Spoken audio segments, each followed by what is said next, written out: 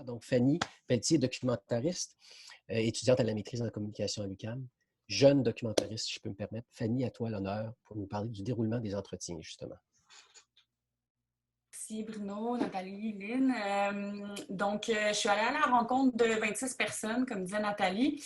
Les rencontres ont eu lieu à l'UQAM, surtout au début, ensuite au parc quand c'était l'été, puis en ligne, mais pour la plupart du temps, c'était chez les documentaristes. Ils se sont passés à Montréal, mais on est allé aussi jusqu'en Gaspésie. Il me semblait vraiment important que je me rende à eux autant que possible pour favoriser vraiment un climat un climat convivial pour favoriser la proximité et la discussion. Le fait aussi que je sois documentariste favorisait aussi l'échange, comme on partageait une expérience similaire. Les entretiens duraient entre 1h30 et 3 heures. Ça dépendait vraiment des réponses des documentaristes. Certains étaient très succincts et d'autres en avaient beaucoup à dire. Malgré les 117 personnes intéressées à faire l'entrevue, ça a été plutôt complexe d'organiser, de planifier les entretiens et surtout d'assurer aussi une diversité de profils.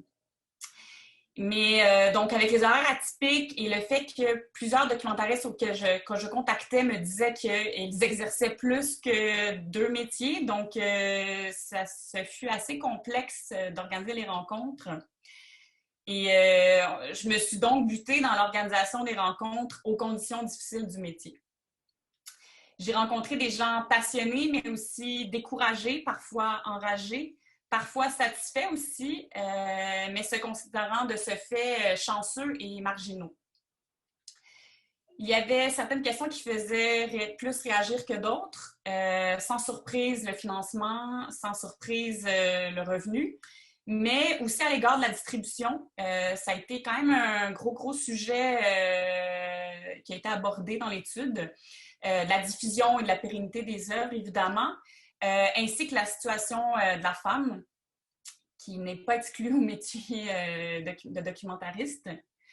Pour ce qui est de la question la plus drôle, mais peut-être la plus déprimante, c'était certainement la question de la retraite. Les documentaristes répondaient souvent par un éclatement de rire. À la suite des entretiens, les documentaristes étaient pour la plupart surpris, ravis et parfois ébranlés par l'introspection que ça avait suscité face à leur métier. Il y avait beaucoup de frustration à l'égard du manque de reconnaissance pour le métier. Et donc, finalement, à la fin, ils étaient parfois un peu déprimés, mais tout de même très contents d'avoir partagé leur expérience.